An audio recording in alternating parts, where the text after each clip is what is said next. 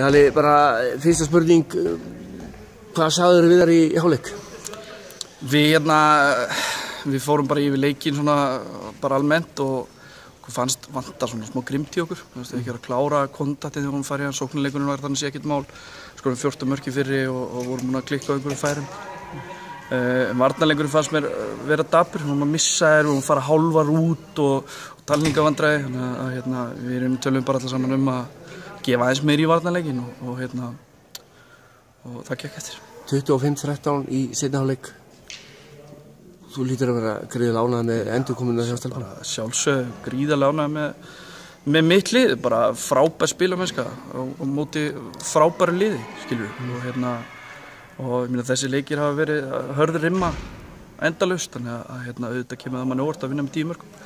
Þannig séð sko, þóttu við klálega trúið að við getum unnileikin að taka svona, það komum við verulega óvart. Ekstra sætt fyrir þig að vinna Selfoss? Nei, ég meina, ég og Basti svo góði vinnir að þetta einhvern veginn að verða svona þannig að maður vill einhvern veginn ekki sjá hvernig hann að vinna held ég, en annar þarf að vinna og ekki best að skipta heimaleikjunum bara á milli okkar. Já, svolítið. Markværsla vörn, þetta einhvern veginn eins og þú segir, þetta small allt í seinni hálfleik, þetta ekki nema bara það rétt að fara yfir hlutin í hálfleika?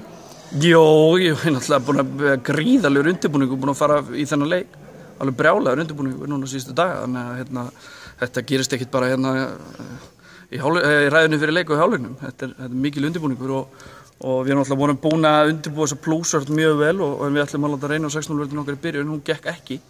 Hann er bara frábær leikmaður og þannig við ákveðum plúsan út og hún gekk frábær bara sérstaklega í seinni hálfleik. Það voru svona fyrst, ég veit ekki alveg, frá 50 mínútur seinni hálfleiks til 15 kannski, þá fannst mér bara taka völlin gjörsamlega og klára leikinn þar.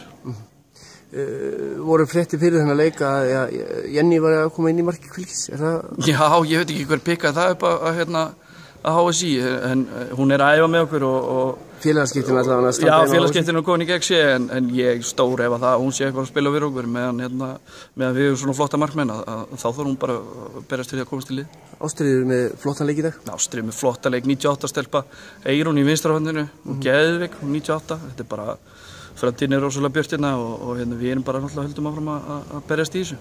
Það er bara Veskva Selfoss er langt frá okkur og það er erfitt að ná þeim. En þetta dugar þér að þú sigrar og HK tapar stígi?